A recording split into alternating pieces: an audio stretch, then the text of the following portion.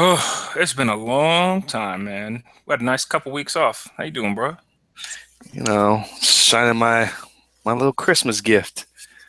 Did you get a belt? I did get a belt, and I just want to say, when you see me rolling down the street, I cock my head to the left with the big old smirk on my face. Picture me rolling, son. Are you gonna take it to the Royal Rumble? Or are you afraid it's gonna get jacked?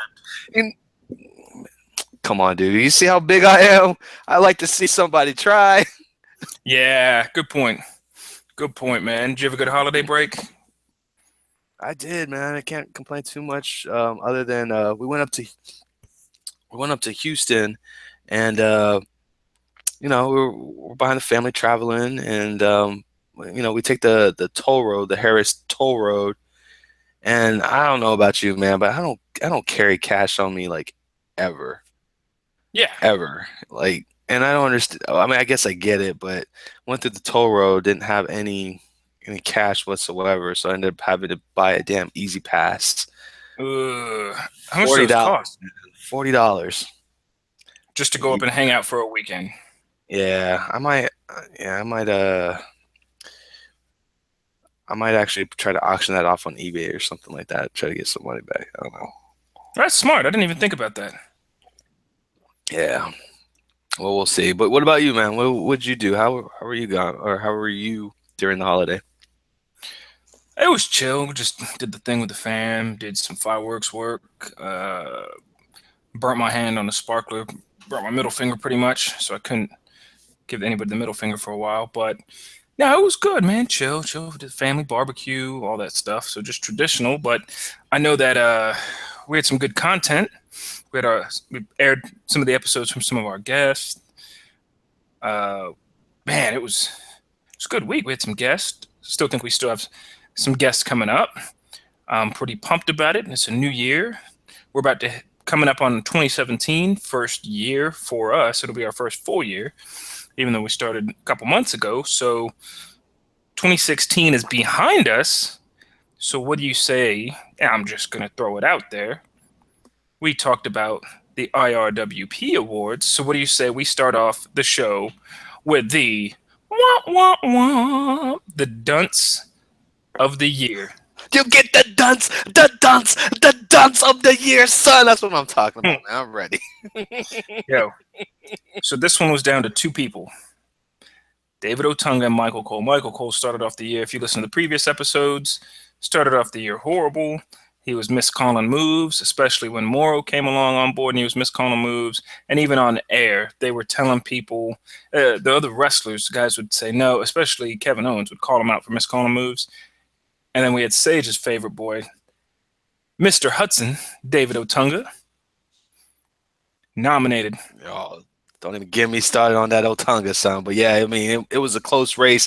And, Goose sat there and said that it was between two people, but he forgot the other two that were on the list, which was David Otunga and David Otunga.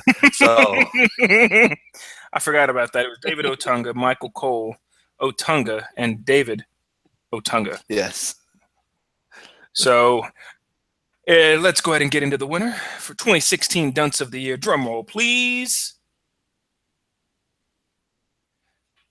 David Otunga, you done it. You done it. David Otunga! Like I said, son, you get and the dunce award for 2016 comeback player. We got much more for you, son. You Oh better yeah. make 2017 better. Well, he's already won after 1 week of SmackDown. He's already still on my list of dunce for 2017. He in the lead. He the front runner. That's for sure. He the front runner. That's for sure. Yours to lose, bro. So David Otunga, I don't know if there's much to talk about in even talking about this award. Uh, Man, just scripted lines, bad delivery, and I feel like he could be better, but just he's not. No, and I mean I'll give him this, man. He was getting better when Ellsworth started to make his push his run for the against AJ with that storyline. But then once that died out, man, it was just like no hope whatsoever. Yeah, so let's get into that because you just mentioned something. We had a big year in 2016 with James Ellsworth. He's dating Carmella, which we'll get into when we talk a little bit here on SmackDown. But before we get into talking about SmackDown and Raw this week, we haven't done a show since Roadblock. So, well, we don't have to go into weeks and weeks of Roadblock and this and that. Tell me your thoughts on who ended the year stronger. I mean, we saw SmackDown and Raw in Chicago. SmackDown had better attendance and won in the ratings. So who do you think won the ratings? Or no, not even won the ratings. Who finished the year stronger? It doesn't matter if you maybe have a good summer, maybe have a good week here and there. Who finished 2016 stronger from Roadblock on, and why? Man, I've got to say SmackDown, son. Like, but Raw, I will say this: Raw made a very good push after Roadblock. They really did, but the bleeding it's just too much. The bleeding was just too wide going into there. The last two episodes of SmackDown have just been phenomenal. I mean, you had like the tag team champions lose the titles on TV. All four championships that were defended, or all three championships were defended in one single night, and all those matches were incredibly great. We got a La Luchadora appearance twice in 2 weeks, and that's one of the most compelling stories on SmackDown. I can't remember what the most compelling story on Raw is right now. So, and that's just been kind of the testament, in my opinion, that's been kind of the testament of SmackDown since the brand split. Like, Raw has an identity crisis going on right now. They don't know who they are or what they want to be. And SmackDown is just like leaps and bounds, running circles like AJ ran circles around John Cena. You know, I agree. I mean, I will say I'm interested to see after Roadblock where the New Day goes without the tag titles, because it looks to me, I mean, they lost twice to Sheamus and Cesaro, so they're out of the hunt. I don't know if they're going to be a threesome for a while or if they're going to break up. I don't know what's going to happen. They're still entertaining. I think they'll still stay face. I mean, they're entertaining. They sell merch. They sell tickets. I went to buy Bootios from FYE, and while I did get a pair or a box, I went back the next week to get some Funkos and some Bootios, and the cereal sold out. So for you to have merch that is sold out at a local mall, and Ingram, whew, Ingram, you want to find some hood rats, you go to Ingram. If ever you're in San Antonio. And, yo, that mall didn't even have a floor. There's no floor. It's just concrete, by the way. So maybe they're doing some remodeling, but concrete floor, hood rats, sold out Bootios. You know that's a legit mall to go to. If ever you want to see those three things. Oh, you know what? Matter of fact, now I think about it, that a concrete floor with hood rats and Bootios is across the street, and I'm not going to go into too many personal details, across the street from where a good friend of mine went to high school, right across the street. Why you gotta bring that up, man? I was trying to be quiet. I was trying to be good. You might have spent a lot of time at this mall, but they're selling merch. Like, they're selling merch. They get great pops. People love them. I said when I was at WrestleMania on previous podcasts, they got one of the biggest pops of the night. And that's a night where you had Stone Cold Steve Austin, Shawn Michaels, The Rock, Taker, the Wyatts, John Cena, all these guys. And the New Day got one of the biggest pops in this huge arena. So I think they'll stick together. I'm curious to see now that, because they pretty much decimated and beat everybody. So now I feel like Raw's tag team division, they finished the year with the start of a fresh, clean slate for the tag team division. So I don't think you're going to see as many guys obviously lose to the New Day because the record isn't on the line. I think Sheamus and Cesaro will have it for a while because they've got something good going on. The Charlotte-Sasha thing, the women's division at the end of the year. I just, on Raw, so much talent, just not a lot going on. The heavyweight title scene, again, is still the same four guys up there. And while they're entertaining, there's only so much you could do. If this doesn't end at the Royal Rumble, I don't know if it will or not. Jericho still, remained entertaining. But yeah, I'd say the same. SmackDown finished the year much, much stronger by far. So what's your stance? You mentioned La Luchadora.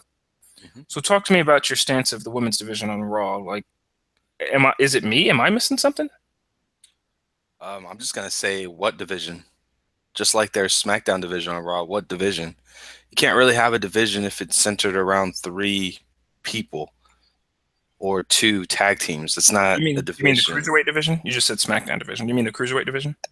I didn't say the Smack. I didn't say no cruiserweight side. I'm talking about like on Raw, like the women's division on Raw. There Oh, is no sorry. division, and in Yeah. the tag team division on Raw, there's no division. You only have two people that are there, right? Where's Carla? I don't can't remember when the last time I saw Anderson and Gallows, like. And then besides Cesaro and Sheamus and the New Day, like who else is there? They broke up Titus and Primetime Players, so there's nobody there. The Shining Stars come out only on pay-per-views. And the jobbers. You know, yeah, they at least get to wrestle on pay-per-views, but you don't see them on TV anymore. Golden Truth, I don't see them anymore. Like there's a problem with them. Like there's too many jobbers.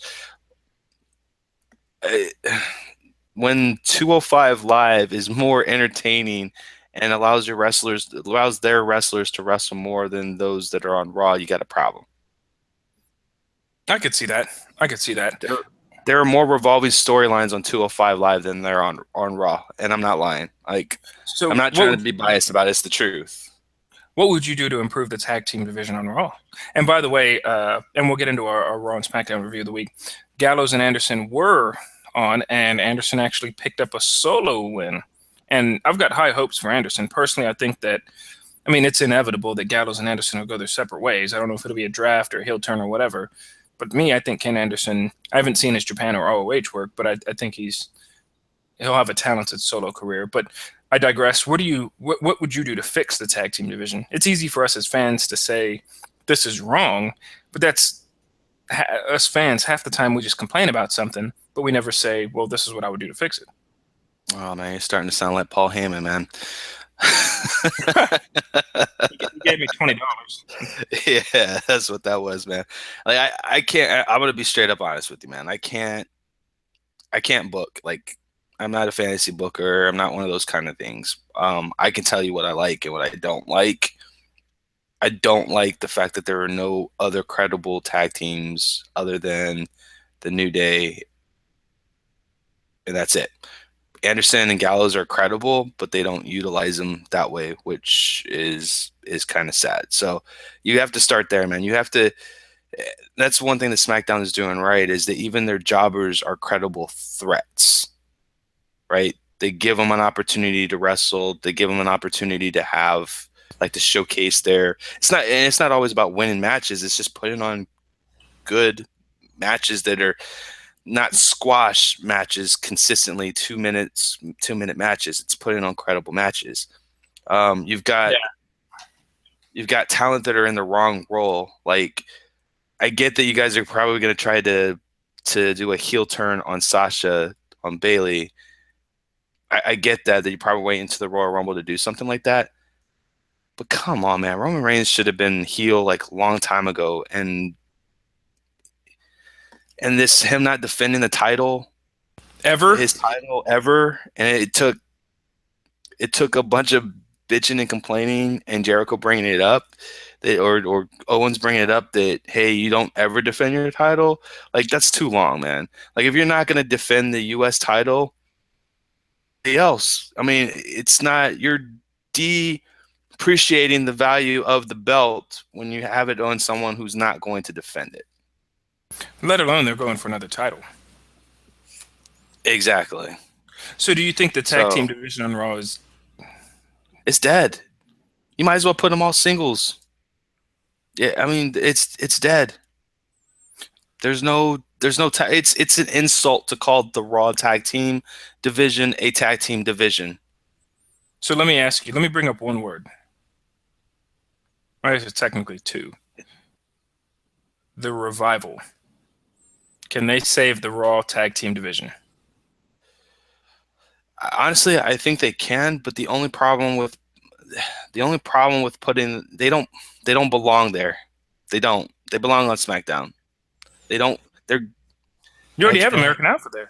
yeah, but they mesh well with all the other tag teams there.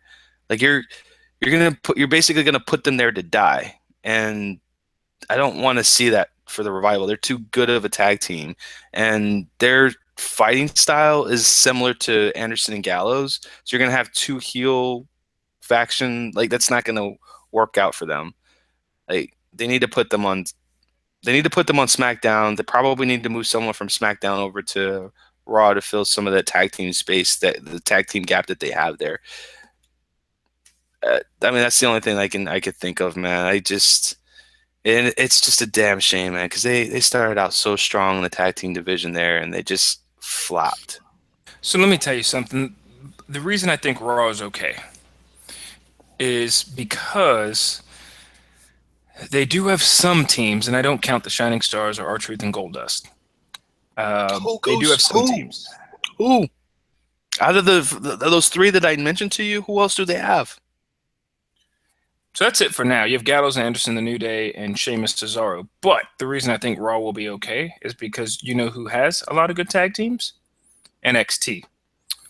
NXT tag teams in general, with the exception of one or two here and there that just get thrown together, but true tag teams where they're coming to NXT as tag teams and they finish NXT and go to the main roster as a tag team, they're good. Like, even the Ascension was good in NXT as a tag team, just in the fact that regardless of if they got over or not, they still did tag team based moves. They still had the look, and they weren't two guys who didn't have anything else going on for them that were obviously just thrown together. So I think Raw, though the weaker tag team division, I think they'll do well. I think when it comes to SmackDown, I think American Alpha winning the tag titles over the Wyatts was a bit early. I would have liked to seen American Alpha get built up just like they did in NXT when they won the tag titles. I think it was against the Revival. So I would have liked to have seen them get built up a bit as the underdogs who are extremely talented against this power. Like the Wyatts, they should have been a powerhouse team. They had three of them that are all talented wrestlers. And I feel like the Wyatts were just thrown in there so it could add to the Wyatts became tag team champions, so it could add to the Randy Orton Bray Wyatt storyline.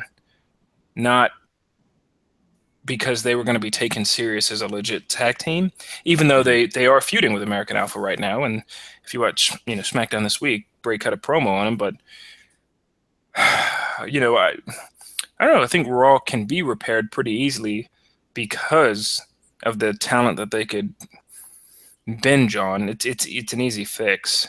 So, it brings us to another point. When you speak of titles, you mentioned Roman Reigns not defending his title. He's defended it against KO and Chris Jericho, but with the exception of Chris Jericho this past week, I didn't really think that he was going to lose. So it's kind of like, and he's gotten better in the ring.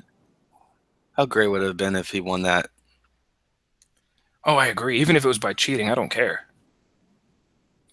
I don't care at all. I think that it would have just been more compelling. I honestly don't think Roman's going to beat KO at the Royal Rumble, but it would have been more of a compelling story for both of them. Like for all three of them, had he dropped the title to Chris Jericho. But I agree. I don't think they're going to put both titles on Roman Reigns. I think I'm tired of the UFC type. Yeah, I don't know what they're going, and I think that Roman Reigns he's gotten way better, like phenomenal. Like he's light years ahead of him, like ahead of where he was in the ring. And I'm not even a wrestler, and I'm saying that he's better in the ring, more entertaining to watch, sells better, and he's gotten better even on the mic from a year ago. His mic skills are way better. Are his mic skills as good as, I don't know, Kevin Owens, Y2J, or The Miz? Because it makes me say, it's about that time. for us to go into the Gift of Gab That's right. award for the year. And I just mentioned our nominees, The Miz, Y2J, and KO. And for the record, we called this the Gift of Gab. And Enzo was strictly, for those of y'all listening and thinking, oh, why'd you keep Enzo off the list? We kept him off just because a lot of the stuff he says, for the most part, is catchphrase, even though he does have mic skills. But a lot of stuff he says does have a kind of catchphrase to it. We're going to go into our award for the Gift of Gab award for the year. But before we go into the drum roll, we do have a question in the live chat. One of our regular listeners, Mr. Stephen Thatch, we appreciate you. I know you've been listening for a while, and we appreciate your participation. And his specific comment is, every title no longer has its separate prestige, its meaning. It's all about storytelling. You need championships to progress in your story. Tag team titles are now a part of that story to get to. So are titles meaningless in the grand scheme of things? I mean, I feel like you're fighting for something, yet some of the best feuds don't need a title. Matter of fact, now I think about it, and it's a great point, Stephen. Now I think about it, you have title matches, but then there's stuff that I don't care if there's a title or not. Take Dolph Ziggler this last week on SmackDown fighting just for his rights. And no, your comment wasn't that long, Stephen. It's all right. Sometimes the most intriguing stuff is the fight, not the title. The title just happens to be somebody who gets it. But sometimes it's like number one contenders matches a lot of times are more exciting. So what's more important, the story or the title, Sage? Oh, man. That's a good question. You would have asked me like 10 or 15. Yeah, good stuff, Steve. If you would have asked me like 10 or 15 years ago, like, I would have definitely said the title. To me, you have to have a great foundation for any storyline or any title, whatever. Like you have to have a great foundation. So it really does start with the storyline, something that's compelling of that character, of their journey, to where they're going to go. Me now being older, I understand like what the title really means and who it's really catered to. So I agree. Like the titles don't really hold any prestige to the hardcore wrestling fans. It's more for it's really more for casuals than anything else. Now, if someone like The Miz puts the belt before his character and elevates the belt, then that's when the belt actually means something. Like every time The Miz defended his belt so many times that it made it important. Like, is he going to lose it here? Is he going to lose it here? He almost lost it here. He almost tweaked his leg here. The belt was important for that storyline.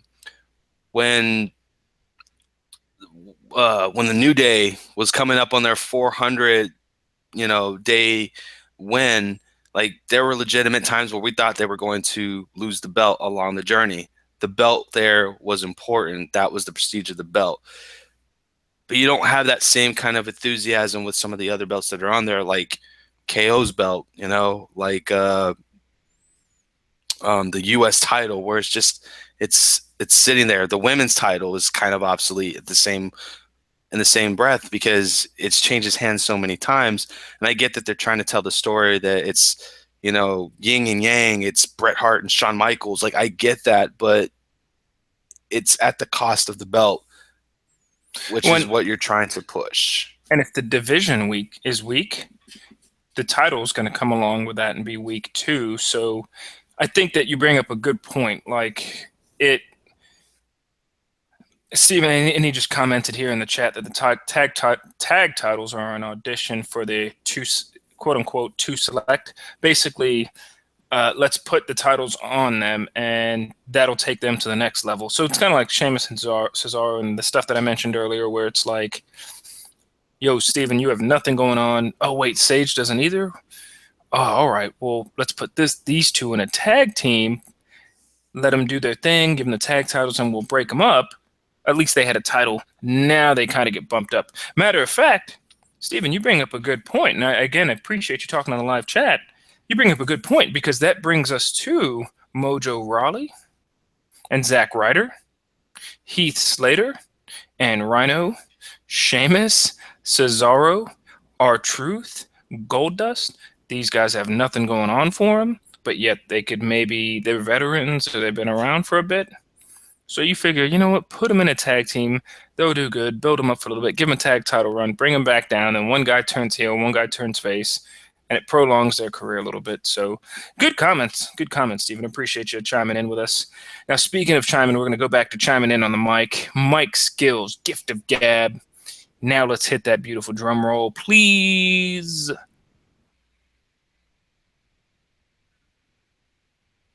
The Miz. Easy one.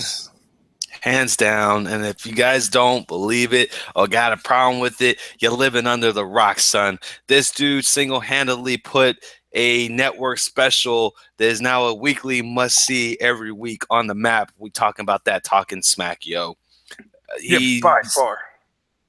Yeah, his chemistry with Daniel Bryan has us making us believe in some circles that him and Daniel Bryan are going to have a match at WrestleMania, whether it's a work, whether it's a shoot. By the way. You just got to add it to my point. Whether it's going to happen or whether it's not, the fact that we're even having that discussion is testament to his mic skills being able to sell it. No matter who they put in the ring, he has the ability, and we said this in the past, great wrestlers have the ability to make their opponents look good. His mic skills are on point and strong. He's not too diminishing to the other person's character. In fact, elevates them a bit, makes them a little bit better on the mic. In turn, that's a good thing. There's The Miz, just hands down. Congratulations, man. And thank you so much for making 2016 great on the mic. People could start taking lessons from The Miz. So you're right. Like if you have somebody who's good on the mic, solid on the mic, the mic makes their matches look that much better. The Miz isn't the greatest wrestler in the world. Well, he's not the greatest wrestler on the roster. No, by far. And he'd be the first one to probably tell you that. But he's an actor. He's a bona fide, he's an actor. Like you can tell him something and his facial expressions alone will be able to tell the story. And it's even better that Maurice, who's the most beautiful woman I've ever seen in my life, Maurice will even her facial expressions, like her coming up this week and slapping the taste out of Renee Young's mouth was classic. But like them two are perfect on screen together. He's traveling the world with his wife, and he just got the job of jobs. Like he gets to travel the world with his wife every single day. Like that's awesome. He's elevated, he's peaking, his mic skills are on a whole nother level. I don't know if somebody finally said, hey man, let this guy just do his thing, or if somebody decided, hey, I think this guy might be able to talk a little bit. I don't think that's the case because he's been in the WWE for over 10 years. So I don't know like what happened, but whatever it is, I'm appreciative of it. He's hitting his finisher. It's made him better in the ring.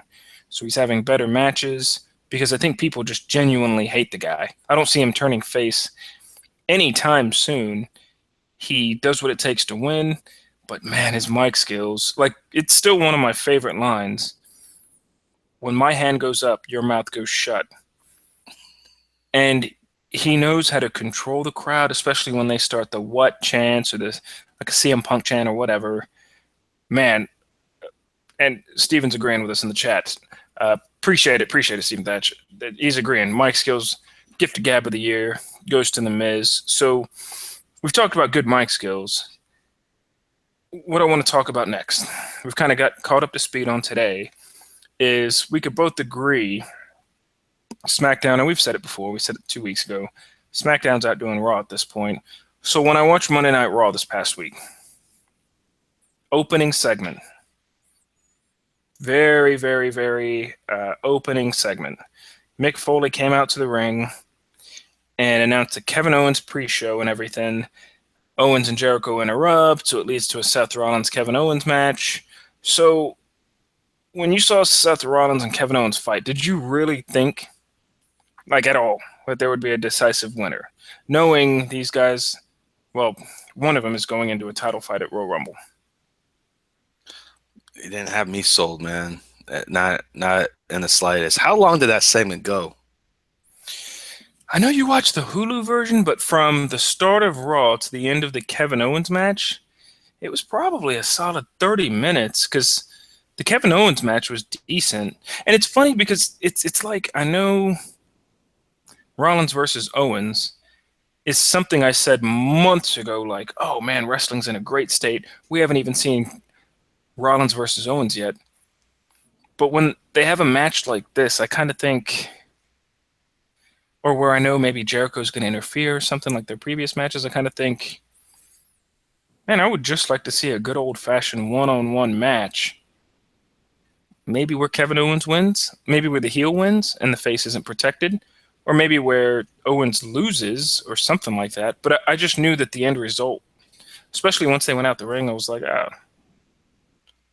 okay, well. They treated this show like a go-home show. Like, it legitimately felt, and not, I'm not saying like a strong go-home show, but just, it was go-home-ish, right? Where you have, like, there's no decisiveness in terms of the matches. It's just more of, like, stay tuned for Sunday because this is where it all culminates and this is where it all gets done, gets finished at. Like, come on, man. We still got, like, 3 weeks to the Royal Rumble. Like, it's, I don't know, man. And I will say though, like, that 20 to 40 minutes talking at the very beginning, I can't remember I can't remember the last time SmackDown had something like that. Like, I don't, man. Like, it's bad. And I'm watching the Hulu version, man, and it's terrible, man. Like, they've got to cut that out. They do. Yeah, it is a pretty tried and true thing. I wonder though if they keep it because since Raw is 3 hours, they just kind of want to knock some of the talking off in the first 2 hours and let the final hour of the 3 hours be more wrestling focused. I wonder if that's the case. I don't know, because I think it began with the talking segment and ended with one. Very true. So there was a fighting segment that was pretty intense where Braun Strowman fought Sami Zayn. So I'm not going to lie. I'm joining the Braun Strowman bandwagon. I am too, son. Yo. Braun. Is that what he said? I don't know what he says at the beginning of his entrance, but yeah. Braun. He says bruh. He's like, he says bruh. Bruh. No, I love it. Like, I think it's, you know, so it's because he can sell for a big man, and I'm a sucker for somebody who could sell for a big man. He's quick as fuck. Holy and shit. His move, yeah, he is. Yeah, he is. And his moveset it's limited, but he's gotten better because he's still young. He's still green. He hasn't been in the business that long, but he's gotten better. And he doesn't. A lot of these big guys that debut, the issue with them, and I've talked about this before, is that they get built up to lose to John Cena. He's not on a show with John Cena. So he gets built up, and I don't think he's going to ever face John Cena or whatever. Maybe he will, maybe he won't. But he's still selling moves. And it's not that he's losing or there's just more of a slow build. In the past, these guys would get 4 or 5 months of build, and then they would fight John Cena and lose. And then that'd be the end of it. But he's getting a slow build. So when he fights in the Royal Rumble, he can lose. He'll just get thrown over the top. Big deal. It's nothing. And I personally think he's going to be in the Andre the Giant Battle Royal. So if you think about it, you don't even have to have him in that big of a feud from January through April when the Royal Rumble, WrestleMania is. Because all he has to do is fight in the Andre the Giant Battle Royal. Matter of fact, this year, in my opinion, they should build up the Andre the Giant Battle Royal with Kane, Braun, Baron Corbin, and two hands. You got a fighting chance. Might as well throw Ellsworth in there. But you should just throw all That's those. it. Like you should build it up a little bit, and have some cross dudes coming in and saying like, no, no, no, no, you're little. I'm a big man. You ain't a big man, and stuff like that. So it's not just a bunch of random people throwing in a Big Show, whoever. But yeah, I liked what he did to Zayn, because what they're doing is Zayn beat him in the match because he lasted 10 minutes, but that's not a match. But you still have that, like, in my opinion, and this goes back to Steven's point, who was talking in the chat earlier, if there's no title at all, but you're sitting there thinking, well, Braun's getting this. If you're thinking of a fanboy, a mark, you're thinking of it like, Braun's undefeated. He's getting this big monster push. Yo, but he could lose a 10-minute time limit match, and that wouldn't hurt him. Or he could lose the Royal Rumble, or he could lose a last man standing. He could lose a lot of these matches. But the thing is he's getting beat up in those matches. Like, he is getting beat up. Yeah. But I thought him and Zayn had a pretty good match. And what he did to Zayn after pushing him off the stretcher, I loved, man. I'm a sucker for the pushing off the stretcher thing. Because Yeah, that was pretty legit. it builds up for Zayn's comeback to eventually fight him. Zayn may even eliminate him at the Royal Rumble with a haluva kick over the top rope. WWE, pay me $55 if you use that idea. But he may even eliminate him for all we know. Who knows? So another match that was on that we talked about earlier was Chris Jericho versus Roman Reigns. I would have marked the hell out if Jericho won, but he didn't. So does Roman Reigns need to drop that U.S. title within the next before Royal Rumble? Yes, absolutely. That belt needs to come off. The point of the belt, and Stephen alluded to this. The point of the belt is to help elevate the talent itself. You can't elevate the talent if you're not defending it at all. If you've got nothing to lose because you're not defending the title, then there should be no reason to have the title. Either vacate the title, get rid of it because you're not using it, or hand it off to somebody else so that they can do it. So, and you remember when Goldberg back in WCW, where he had the U.S. title and then he won the world title? Yeah, they took the U.S. title from him. Yeah, they vacated and dropped the U.S. title and let other talent build other talent around it. That's the formula. That's what you got to do. So, well, they, like you mentioned UFC earlier, they kind of did that with Conor McGregor. Once you win a title in one division, they vacate, or they basically tell you, hey, pick one or the other, and they take one of the titles from you. That's a good point. I didn't think about that. So maybe that is something they do. Now, I do got to ask you, because I know you watched the Hulu cut. Did you see Jinder Mahal and Rusev versus Enzo and Big Cass? I absolutely loved it. Big Cass got his first L, and I loved it. I loved it so much. Oh, Jinder Mahal, oh my God. Whatever that dude is taking, I need some of that. Oh my God. You noticed it too? That dude was in the ring. Yes. I was sitting there like, man, Rusev's jacked. Whoa. Yo, Jinder Mahal looks like Batista built, bruh. Like, yeah, like the veins popping out. Like, oh my God, I saw that and was like, damn, Jinder, you've been hitting the gym. Made me reevaluate my life, son. Holy crap. Yeah. Reevaluated He's my only life. gone. It was only gone for like a little less than a year, right? Yeah. Dude was like skinny as a pretzel before he left. Yeah. So, like, props to him, though, for hitting the weights and remaining in shape and doing his thing. And then Nia Jax, Bayley, Yeah. I'm so disappointed right now with that division, man. It's, you know how big of an advocate I am for women's wrestling. Yeah. So what did you think of the end of Raw? I mean, it was Kevin Owens' show with Chris Jericho. I thought Goldberg flopped on the mic.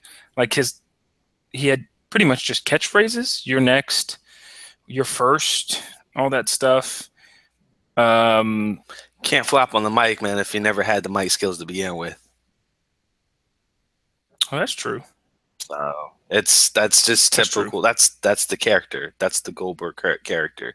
All confidence, no talk, no BS. Just say what you got to say and let's go. Let's fight this. Let's get this over with. So I felt like the crowd wasn't that great, and they were in Tampa this weekend because they showed Gerald McCoy from the Bucks and Jameis Winston in the front row. Shout outs to Dabi Amore. And I just felt the crowd wasn't that hot. The Goldberg chant wasn't that loud. He would say stuff, and the crowd wasn't really that behind it. I don't know if they were more so just surprised that he was in the ring with not Brock Lesnar or The Undertaker or The Rock or somebody that's like a part-time guy. I thought the ending was good, but it was good because it's kicking off the Royal Rumble as a show. Like I think the previous weeks didn't allude to the Rumble much, but now they're getting into official Royal Rumble hype mode with everybody coming out, and even Braun coming out and saying, "Hey, I'm in the Rumble." Pretty much everybody in the ring at that point, with the exception of Kevin Owens and whatnot, was, the understanding was the Rumble was the fact. And then Roman Reigns, I don't think he's ever going to fight Goldberg personally, but him staring down Goldberg was just a moment like, hey, The teaser. without, yeah, well, a teaser implies something's going to happen. I don't think they're going to fight. I think Goldberg will fight through WrestleMania, and I mean, he's 50. I don't see him having a huge career. We thought that about Sting, and we saw how that turned out. That is a little different, man. Because had Sting still been healthy, one, he would be champ, and two, he would. That's a big if.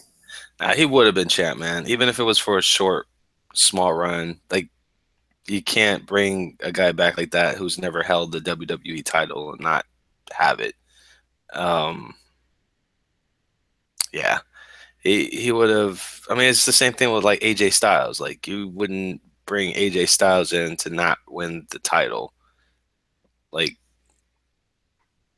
what are you doing with your life if you're not gonna have one of the biggest stars hold the title, right? So, it's I don't know, man. I like the segment. I enjoyed the segment a lot.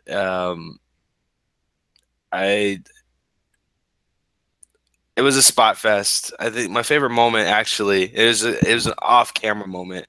My favorite moment of that entire thing is where Goldberg's music hit and into the ring. The sign guy, or the guy who had the Kevin Owens show poster over his head, Mm-hmm. got out of the ring like immediately, and Kevin Owens was like, "Where the hell are you going?" Like, I absolutely love that, man. It was like my favorite part. It was very small, but it was pretty good. So Yeah. But yeah, I think it was a good ending to Raw to hype up the Royal Rumble season, which, by the way, to our listeners, Sage and I will be at. So if you see either of us, if you watch this on YouTube or you just listen to the cast, keep an eye out for us. We are going to have the recorder to record some of your live feedback and live thoughts on what the show's about, what your predictions are for the show, and all that wonderful stuff. We may even have some shirts to give away for you. I know a good guy at Ingram Park Mall who makes these shirts, but I don't know if he's there anymore because the floor is made of concrete and there's hood rats and bootios. So let me get on to something much more important than Ingram Mall, because I could talk all day about bootios, concrete floors, and hood rats. That would be personally, if you heard me talk about several things about different areas I go to, bootios, hood rats, and concrete floors would be like my catchphrase. But that catchphrase is nowhere along the lines of these three guys, James Ellsworth, Y2J, and Matt Hardy, in our Sadate Award. And this award goes out to the guys with the best catchphrases. We had James Ellsworth with "Any man with two hands has a fighting chance." Y2J, and I'm not going to call them all because he had about 50 catchphrases this past year. And Matt Hardy, if you listen to this, look on your phone, look at your keyboard for that favorite key. Delete, delete, delete. I'm going to render you obsolete. King Maxwell is going to be making his debut. I am broken. Yes. Yeah. Brother Nero, I knew you'd come. So go ahead and let's go into it because we got some other stuff to talk about on the show. Can I get a drum roll, please?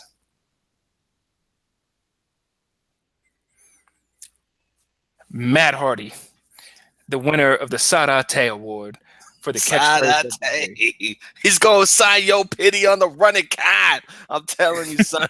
Matt Hardy, yo, single-handedly resurrected TNA, totally changed the landscape of wrestling.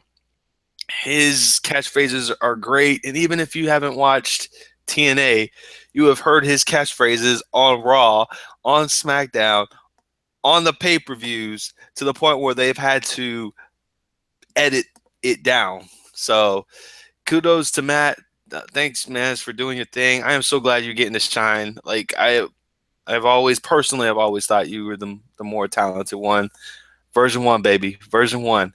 But congratulations doing your thing. I know that, there's rumors out there that you want to finish out your career in the WWE. Hope you have creative control over the broken gimmick, because it would be great to have you on SmackDown with Bray Wyatt. Oh, don't even get me started on if we had the Broken Hardys on SmackDown versus the Wyatts. That could last months. Like it. Oh man. So Matt Hardy had a huge year, a complete resurrection of his career, a complete resurrection of Jeff Hardy's career. That's why he's winning the Sadate Award. But speaking of awards, let's keep it rolling, because I want to keep on with the Keeping It Kayfabe Award. So this one was tough. I like this one because this award is based off of almost real life gimmicks brought to the scripted storyline, and that is the nominees: James Ellsworth, Matt Hardy, and Y2J, the same guys for catchphrase of the year, conveniently. And our winner, and go ahead and kick that beautiful drum roll, please. Man, that drum roll sounds sexy, doesn't it? It does. Delete. Matt Hardy. Prepare the battlefield for deletion. Dude, so he totally revamped massacre. TNA into the point where TNA had final deletion, total nonstop deletion. They created a brand behind this guy. And dude, he must. And the thing is that you have to understand is that Matt Hardy, with the recreation of his brand and this gimmick that he came up with, is his price on the indie scene for an appearance probably at minimum doubled or tripled. His merch sales at the indie shows doubled or tripled. On ProWrestlingTees.com, a fantastic website for you to go ahead and purchase your wrestling shirts, doubled or tripled. So his worth on the wrestling market has doubled or tripled based off what he did on TNA. TNA is kind of an independent league to me because they can't compare to NXT or ROH. He created his own brand and his own worth and doubled or tripled it. A minimum. He may have quadrupled it or quintupled it for all I know. Matt Hardy, kudos to you, bro. Like, man, you had a great year. Props to you, man. They did.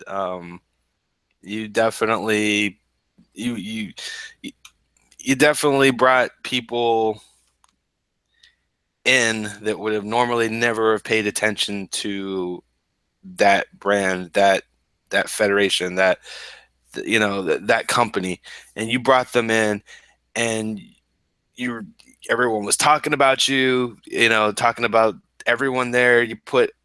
You even included, which I thought was great, in the Apocalypto.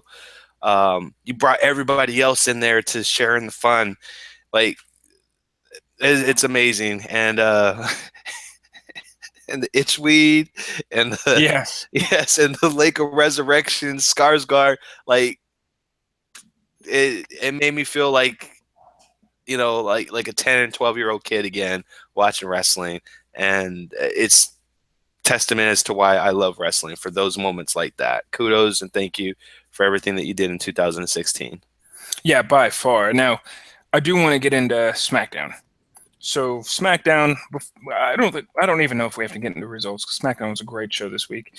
But we saw Baron Corbin in a hell of a match versus Dolph Ziggler.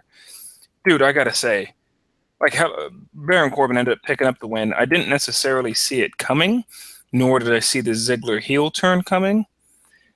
So what are your thoughts on, and I said this a couple months ago, go listen to the podcast, that I think Ziggler's going to turn heel and do the "I've been fighting for you" thing. But now it looks like he's just flat out hit that point of burnout, and he's turning heel, which I really hope he does turn heel, because I think it could, if he gets some creativity behind him, let his character really go. What do you think about the Ziggler heel turn?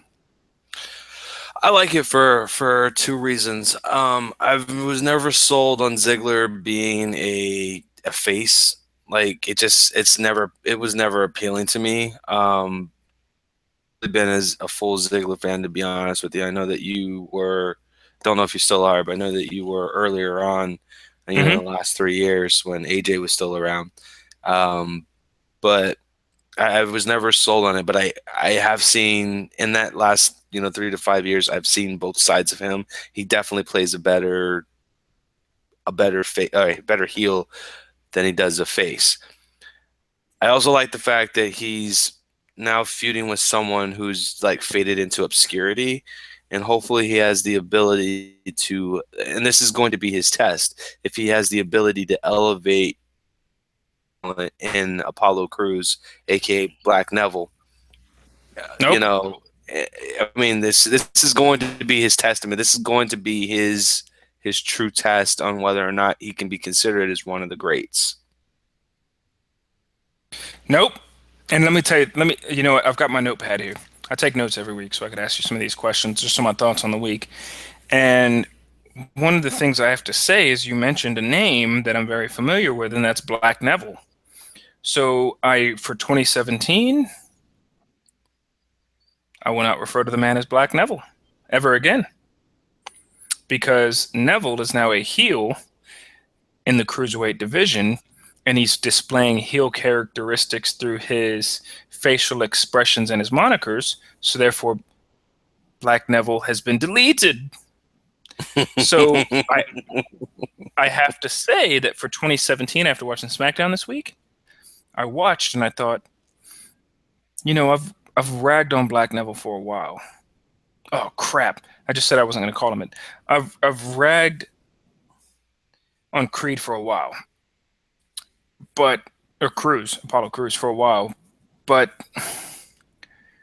and I thought to myself when watching that backstage segment with Ziggler, I was like, but is he talented? Or is he just a spot guy? And I thought, you know what? As a face, this guy's pretty talented. And the stuff he does, the smiles and all that, it's a face move. And after watching Neville turn heel and do evil stuff and give snarls and dirty looks, I thought, you know what? I bet Crews can do the same. It's just he's a face. That's why he smiles so much. And that's why he's happy-go-lucky and does the stuff in the ring that he does. But maybe this guy's talented. So I'm changing my mind, and I'm going back and saying, you know what, I'm going to give Apollo Crews a chance. I might be an Apollo Crews chance against Dolph Ziggler especially. I don't know if he's going to win or not, but he may have something to prove other than just flips and spots and stuff for a strong guy.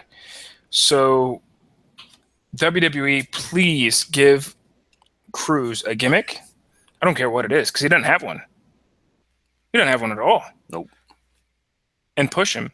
Like, you could say, well, yeah, he's just a super strong athletic wrestler.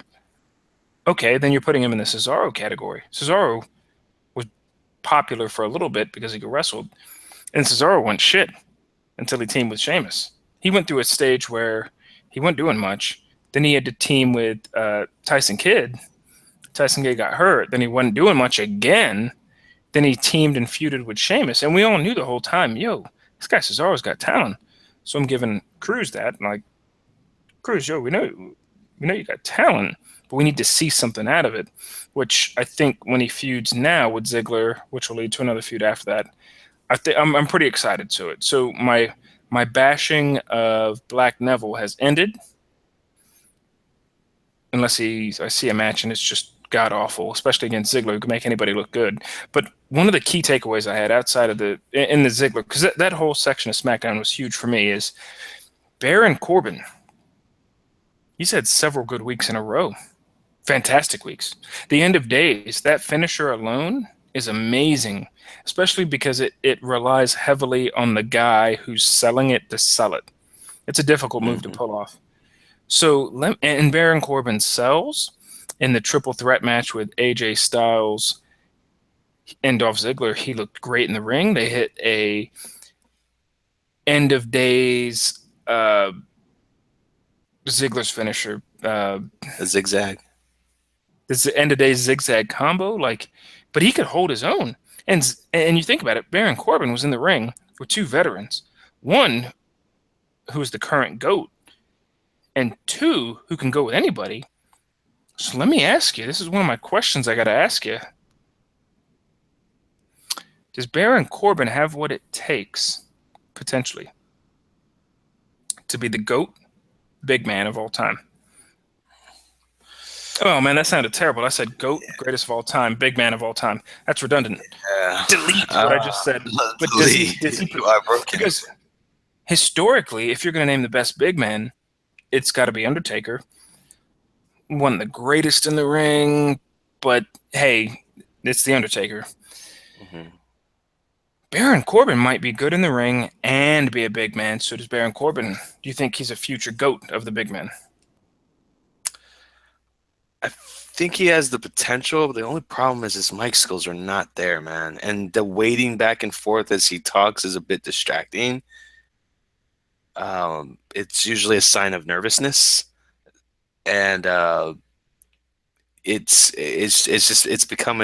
really a distraction. Like I don't even understand what he's saying, and it's not because he's not articulating it correctly, because he is. It's just that I'm so much focused on him going back and forth that it's like, I don't know. It's kind of like back in the day when the heel wrestlers used to do the whole snorting thing with their face, where their nostrils will flare up, and they're like the truth. The reason why they actually do that is the nerves. Like if you inhale and exhale, your nervous system starts to calm down a bit. Same thing like with Misha Tate when she gets into the ring. If you ever notice when she's walking into the ring, she amps up real quick and she screams. That takes all the nerves and the jitters out. So you got to try to keep that to a minimum and out of control, especially when you're delivering a promo. If he can clear that up, he has the ability to be, he has the ability to be there, man. Right now, I still think Big Cass is beating him. Big Cass is nowhere. That's not saying a lot itself. Big Cass it's is just protected by Enzo. Big Cass is protected by Enzo. Right. You're right. So whereas Corbin is more superior on the athletically, like in the ring, Enzo's kind of better on the not Enzo, but Cass is better on the mic versus him. So to me, Cass is a little bit more up there than Corbin. If Corbin can balance that out, I think he'll be fine. And honestly, as good as End of Days is, I love Deep Six so much better. It's kind of like Sami Zayn, right? Like the hula kick is great, but damn, that Blue Thunder Bomb is so great. Like if they finished each other with those moves, I think that would be solid. But that's just me. Yeah, I think Corbin could be great. Like I've got a lot of expectations of the guy. I think he could be good. He'll be around because it's big guys last a long time in the WWE. Now, you mentioned earlier the La Luchadora. La I'm luchadora. Yeah, I really like where this story's going. I think that it's cool. Add something Blue Blazer-esque, if you remember the Owen Hart and Jeff Jarrett days, and Rest even in peace. Rest in peace. yes, yes. If you remember back in the day, you remember the Blue Blazer and Jeff Jarrett running that thing and Owen Hart. I'm a fan. It adds a little bit of excitement to a feud that was, for the most part, I guess, over at the time. So I don't. Yeah, hopefully, you haven't read any spoilers or whatever. But who do you think the Luchador is going to be? I honestly I don't think anybody knows who she really is. Like there's just a whole bunch of speculations. I, I've I've heard rumors. Well, it's not rumors, but you know Mickey James has confirmed signed with the WWE. I haven't seen her on SmackDown or on NXT since she fought Asuka. So my feeling is that she's there. Although it would make more sense if she was on Raw to kind of help out that division. But then I look at her like I look at La Luchadora up close and I'm like, there is no flipping way that that could be her. Like she's dark, like she looks like she's darker skinned. And then the obvious thing is like maybe it's Naomi, but she's not as thick as Naomi is. I mean that in her most respectful of ways. Like she's not as curvy as her, so it can, and she's not as tall as her, so it really couldn't be her either. So I'm befuddled. Like I have no idea whatsoever who It's me. this person is. It's you. I knew it. Damn it! I knew it. Yeah, it's me. It's me because if you look at it, La Luchador and me, or you, we're the same skin color. So it could be me But or you. the fact that we're even talking about it and that we're so intrigued just to watch it just says a lot. So do you think that at Royal Rumble, because there's not a lot going on, like we said earlier in the women's division on Raw, do you think they should have a women's Royal Rumble? I mean, you did a Hell in a Cell, you did an Iron Woman match. I mean, if you're trying to make history, I don't see why not. Both I brands. think on both, but yeah, I think you have to, right? Like it could be a battle royal instead, and then you can invite like NXT. I mean, you have enough between NXT, Raw, and SmackDown. You have enough to put on like a 15 battle royal, but it's got to be convincing. It can't be like this, like the Kelly and Michelle Alonso or whatever they were back in the day, where it was just like, Yeah. all nonsense. Like, if you're really gonna do something like that and commit to that, you need to commit to that, and it needs to be compelling. Like, this is your time to shine.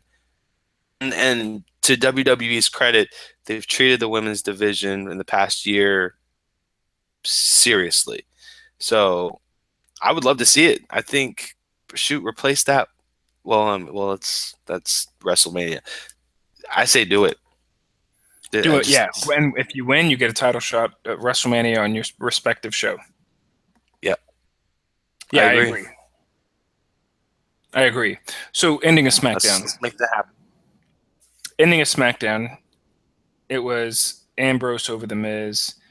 Ending of Raw had Goldberg with special appearance going up against a ending of SmackDown with an IC title match. SmackDown, based off of that, just that statement there is by far better. So, what are your thoughts on Ambrose, former heavyweight champion, having the IC title?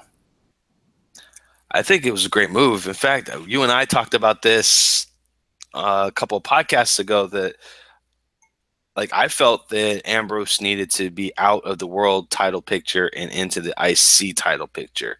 Like he needed to be far way removed from the world title and then to the IC title because he's going through an identity crisis as well. It feels like he's kind of found his niche with introducing Renee Young as part of his story. So I love that whole story arc there for him, and that gives him an identity. It's his wrestling, his storytelling, and his wrestling when he was doing it with the Miz was far more different and far more entertaining than anything that I've seen him do while he was around the world title. I agree. I think that, Steven really brought up a good point earlier because with SmackDown, I feel like it doesn't matter much that he's being quote unquote demoted to the IC title It's not really a because, demotion, though. correct, but no, on SmackDown it's not. If it was on Raw, it'd be a Yeah. different story. Oh, They're, definitely. they're trying to make it like it's not with Roman Reigns fighting, for the heavyweight title. But no, I think on SmackDown, I just enjoy the product in general. So like, it's not a demotion. I think Ambrose is the guy for it. Like because he's crazy. Hence the Ambrose Asylum. He doesn't care what title he has. He doesn't care who he fights. If you put somebody in front of him, he's going to beat him up. Like he could care less. He just happens to be hooking up with Renee Young and dating her. So like, I think him and Miz is great because they tie in Renee Young and Maurice. And Maurice and Renee Young, I don't know if they'll have a match, but they're going to end up fighting or really getting into it. And I think Maurice is really starting to get under the fans' skin because she's just helping Miz win so much. And you know that there's not anytime soon going to be any turn by Maurice on the Miz because they're real life married. And on Total Divas, the Miz and Maurice are on Total Divas now. They're a part of the show. So, or Maurice is with the Miz, just like Nikki Bella with John Cena and Brie with Daniel Bryan. So it's kind of like I liked it, man. I think Ambrose with the title and Miz in the hunt for the title, chasing the title is a good storyline. When typically it's the face that you want chasing the title because you always wonder when is the face going to get that big win, his big come up, and all that. So yeah, I'm a huge fan. I think SmackDown's just it's better. Part of it's because it's 2 hours as well, so it's a little bit easier to watch. I'm not going to go into the debate on if it's 3 hours versus 2 hours or all that stuff, but it's just you have a better quality talent and it's only 2 hours. Because to me, there's no debate on the 3 hour versus 2 hour thing because you watch it on Hulu, which is a condensed version. I DVR the shit. So if I don't like something, I just fast forward through it. I know Raw is 3 hours, but guess what? Raw ends at 10 o'clock San Antonio in Central Time. And I DVR it and I'm done by 10:15 because I fast forward through stuff. I look at it and I'm like, Titus? Man, you ain't going to win. You're And terrible. then the Goose. commercial breaks. No, I'm serious. Like commercial break cut out 30 to 45 minutes. So for the fans out there, I'm gonna call it right now. For the fans out there that complain that Raw is too long, DVR that shit. Just fast forward through it. Stop complaining that it's too long. DVR it. Fast forward through it. If you see something you don't like, fast forward through it. If there's a match where you think like what I do when I watch it, I'm not saying you got to go by my way, is if I see prime example, Kevin Owens and Seth Rollins, I thought, you know what, I might want to watch this match. Even though I think nothing's going to come out of it, let me watch it. And guess what? I fast forwarded through the commercial breaks, and it still made that match good. The ending of Raw, Goldberg, Kevin Owens show, I watched the whole thing. Titus coming out to interrupt the New Day and have a match. I'm like, I'm not missing anything by missing this. I fast forwarded to it to the end of the match. You didn't want to watch the booty shake? I saw it. I had no desire to see that. And people who complain about Raw being 3 hours, DVR it and skip it. Skip half of it. Fast forward through it. If you're going to complain because it's too long, fast forward. You know what? If you're going to complain about Raw being 3 hours, fast forward through it and make it 2 hours. Because I guarantee if you fast forward through the commercials and a couple segments you don't like, boom, Raw's 2 hours. Boom. Done. Yeah, but the problem is you're putting a Band-Aid on the real problem, right? And that's that you don't want to watch 3 hours of a show, right? Well, no, I mean how are you going to get them to change the product from within? Like it's like anything, right? If you don't support something, you just don't buy it. Don't subscribe to it. Don't that's you vote with your money is essentially what you're doing, voting with your time. Like if you're recording it or DVRing it, you're not helping the situation. And and I get from a bureaucracy standpoint that they make more money if it's 3 hours. Like, yeah, you do, but you also are doing it at the risk of losing your core fan base. I mean, hello, you guys lost the ratings this week to SmackDown, and it's not just because John Cena, was there. It was because the product itself is overall better. It's just you got to do something, man. I feel like I'm watching TNA, man, like an old school TNA. Like that's how bad it is. It's just with the crappier women's division. Yeah, Oh, but with the women's division, I mean, we still saw good matches this year. Becky Lynch has had some great matches, especially with Alexa Bliss and Charlotte and Sasha. They're actually nominated for our Throwing of Hands and Fisticuffs award, along with Sami Zayn and Kevin Owens, The Miz and Dolph Ziggler, and AJ and Cena. So on that note, I gotta ask, and I gotta start the drum roll, please. AJ and John Cena.